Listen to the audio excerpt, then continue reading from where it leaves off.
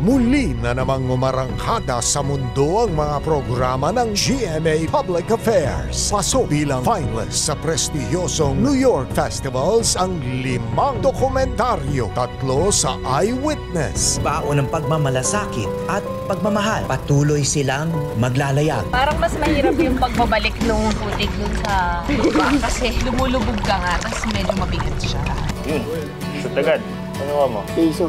Galing mo ah! 2 sa The Ato Maraulio Specials. Anong pakiramdam pag meron kayong dalang baril? Para ka pong hari ng gun kapag may hawak po niyan.